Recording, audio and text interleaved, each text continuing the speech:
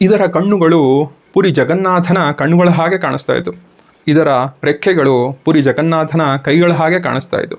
ಏನಿದು ವಿಸ್ಮಯಕಾರಿ ಸಂಗತಿ ಎಂಬುದಾಗಿ ನೋಡೋಣ. ಜೈ ಜಗನ್ನಾಥ. ನಮಸ್ಕಾರ, ನಾನು ಅರುಣ್ ಕೃಷ್ಣ. 2 ವರ್ಷದ ಹಿಂದೆ ನಮ್ಮ ಸಂಬಂಧಿಕರು ಪುರಿ ಜಗನ್ನಾಥನ ದರ್ಶನಕ್ಕೆ ಹೋಗಿರ್ತಾರೆ. ಅಲ್ಲಿಂದ ಒಂದು ಪ್ರತಿಮೆಯನ್ನು ನನಗೆ ಉಡುಗೊರೆಯಾಗಿ ಕೊಟ್ಟಿದ್ದರು. ಅದನ್ನು ನಾನು ಶೋಕೇಸಲ್ಲಿ ಇಟ್ಕೊಂಡಿದ್ದೆ. ಅಚಾನಕ್ಕಾಗಿ ಒಂದು ಕೀಟ ಅದ್ರ ಮೇಲೆ ಬಂದು ಕೂತ್ಕೊಂತು. ದೂರದಿಂದ ಯಾವುದೋ ಕೀಟ ಅಂತ ಅಂದ್ಕೊಂಡಿದ್ದೆ. ಹತ್ತಿರ ಹೋಗಿ ನೋಡಿದಾಗ ಸುಂದರವಾದ ಒಂದು ಚಿಟ್ಟೆ. ಇದನ್ನು ನೋಡಿ ದಿಗ್ಭ್ರಾಂತನಾದೆ. ಅದರ ಕಣ್ಗಳು ಭಗವಂತನ ಕಣ್ಣುಗಳ ಹಾಗೆ ಕಾಣಿಸ್ತಾ ಇತ್ತು. ಅದರ ರೆಕ್ಕೆ ಭಗವಂತನ ಕೈಗಳ ಹಾಗೆ ಕಾಣಿಸ್ತಾ ಇತ್ತು. ಏನನ್ನ ಸೂಚನೆ ಮಾಡ್ತಾ ಇದೆ ಈ ಚಿಟ್ಟೆ ಅಂತ ಯೋಚನೆ ಮಾಡಿದೆ.